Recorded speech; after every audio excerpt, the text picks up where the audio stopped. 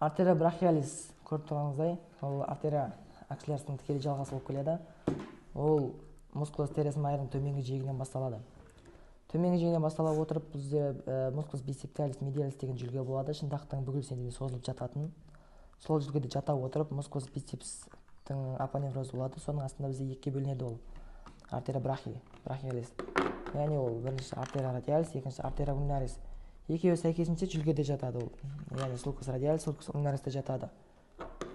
Ол екіге бөлмей тұрып бізде осы артерия брахиалистің негізгі тармақтарын атайын.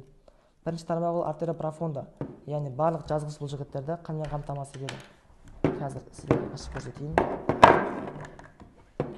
Артерия брахиалис деген тармақ болады. Ол және сүйекте бізде не болады, және канал болады, көлденең бағытта орналасқан каналис спиралис деген. Оның негізі үш атауы болады. Бірінші аты негізі каналис спиралис. Ол каналис спиралистен бізде артерия профонда өткен кезде ол екі тармаққа бөлініп кетеді. Бірінші артерия коллатералис медиа, екінші артерия коллатералис радиалис деген тармақтар болады. Бізде артерия коллатералис радиалис ол көлденең бағытта өте отырып, бізде артерия радиалистің тармағы артерия рекурренс радиалис деген тармақ болады. Екеуі анастомоз құрап, бізде торды құруға қатысады. Келесі айттым, артерия профонда барлық жазғыш бұлшықеттерді қанмен қамтамасыз етеді. Ал бізде алдыңғы қабатта, яғни барлық жазғыш бұлшықеттерді қанмен қамтамасыз ететін артерия брахиалистің тармағы рамус мускулярис деген тармақ береді. Енді көріп тұрғаныңыздай, мускулус бицепске карго брахиалисті қанмен қамтамасыз етеді рамус мускулярис. Бізде сонымен қоса жәнегідей артерия профонда брахидің негізгі тармақтарының бірі, кішігірім тармағы дельта тазды бұлшықетті қанмен қамтамасыз ететін рамус дельтаидеус деген тармақ береді. Сонымен қоса, яғни бізде бұлшықет, яғни сүйекті қанмен қамтамасыз ететін артерия нутрика хумери деген тармақ береді. Бізде келесі тармағы, бізде артерия брахиалистің тармағы шынтақтың жоғарғы және төменгі жанама артериялар болып табылады. Яғни артерия коллатералис ульнарис супериор, инфериор деген екі тармағы болады. Яғни бірінші тармағы ашып көрсеткендей артерия брахиалистің екі тармағы бар деп айттым. Шынтақтың жоғарғы жанама артериясы. Брахиалистің келесі тармақтары ол шынтақтың жоғарғы жанама артериялары болады. Артерия коллатералис ульнарис супериор, инфериор деген екі тармағы болады. Олар сәйкесінше ульнаристің тармақтарымен анастомоз құрайды. Бірінші тармағы артерия коллатералис ульнарис супериор, ол артерия ульнарисдің тармағы рамус постериор, артерия рекурренс ульнарисмен анастомоз құрып, торды түзуге қатысады.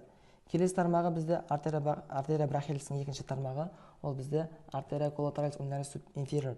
Ол артерия ульнарисдің тармағы рамус антериор, артерия рекурренс ульнарисмен анастомоз құрып, торды түзуге қатысады. Яғни торды түзуге қатыспаған соң бізде артерия брахиалис сулкус жүлгеде жатып, және артерия бисептиалистің апоневрозының астында екіге бөлінеді.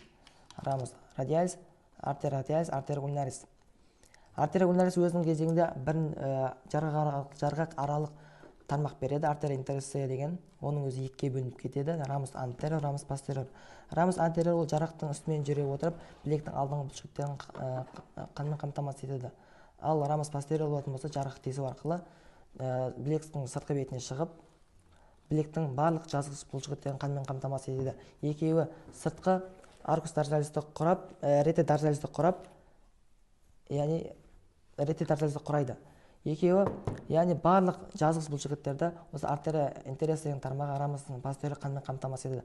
Ал алдыңғы жағын сәйкесінше артерия ульнарис интерсея деген тармағы рамус антериор, рамус артерия радиалис үшеуі қосылып, білектің бүкіш бұлшықеттерін қанмен қамтамасыз етеді.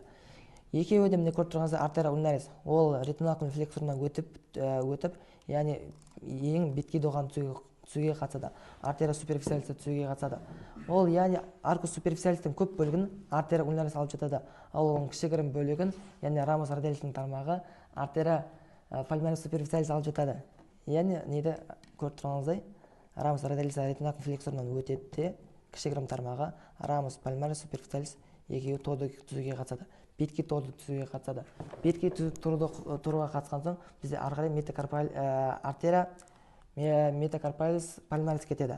Яғни арғай метакарпалис пальмарис арғай жеке, яғни артерия метакарпалис проприйға жалғасады.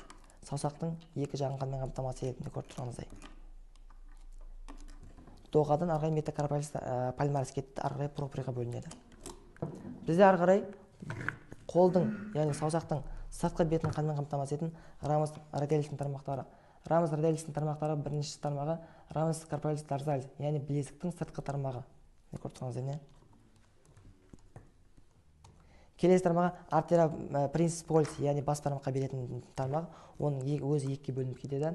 Яғни бас бармақты артерия, артерия принципиалис, оның өзі артерия дигиталис пальмарис проприйға бөлінеді. Яғни көріп тұрғаныңыздай. Екінші саусақтың, яғни сұқ саусақтың білезікке, кәржілікке қарайған бетін қанмен қамтамасыз етеді. Үшінші тармағы бізде ол ары қарай бізде